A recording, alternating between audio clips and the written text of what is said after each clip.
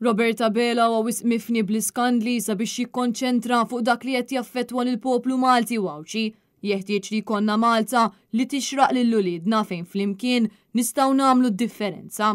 Dan kien il-messaġġ tas-Segretarju Ġenerali tal-Partit Nazzjonalista Michael Piccinino kif ukoll tad-Deputat Rebecca Borg meta ndirizzaw l-attività politika li saret il-ħadd filgħodu fil-Gargur. Waqt id-diskors tiegħu Michael Piccinino sostna Roberta Bela huwa wisq mifni bl-iskandli li kkawżaw u sħabu sabiex jikkonċentra fuq dak li verament qed jaffettwa lill-poplu Malti wawċi. Is-Segretarju Ġenerali qal li huwa proprju għalhekk li l-Gvern immexxi minn Roberta Bela ma ħareġ bl-ebda idea biex jgħin il-poplu jikkumbatti l-pjaga tal-għoli tal-ħajja. Huwa saħaq li pajjiżna jista' jimxi l-qudiem biss jekk ikollu gvern li verament ikun ikkonċentrat biex jagħti s-saħħa lil ħaddiem. Kif jista' jifhem eżatt Roberta Bela x'inhuma l-problemi eżatt li qed jiffaċċja l-poplu meta fi kliem Rosjenku Tajjar stess fil-gvern kulħadd qiegħed jitħanżer.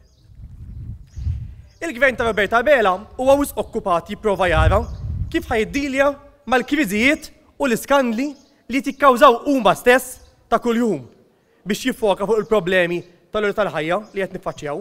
Min-naħa tagħha deputat tal-Partit Nazzjonalista Rebecca Borg tkellmet fuq diversi sitwazzjonijiet li qed jaffaċċja bħalissa l-poplu Malti wawċi fosthom il-pjaga tal-għoli tal-ħajja fuq l-importanza li jkun hawn aktar spazji ħodor f'pajjiżna kif ukoll il-bżonn li jkun hawn aktar sigurtà f'siti ta' kostruzzjoni. Waqt id-diskors tagħha qalet li determinata sabiex tkompli bil-ħidma tagħha ħalli jkollna Malta li tixraq lil uliedna u mhux pajjiż li bħalissa huwa mifni bl-iskandli u l-korruzzjoni. Għax minn ħaqqu għandu jieħu dak li ħaqqu.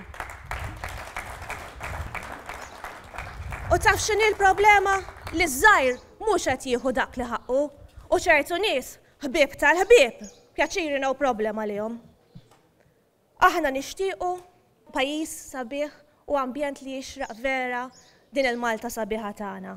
Giulia Falzon għal Net News.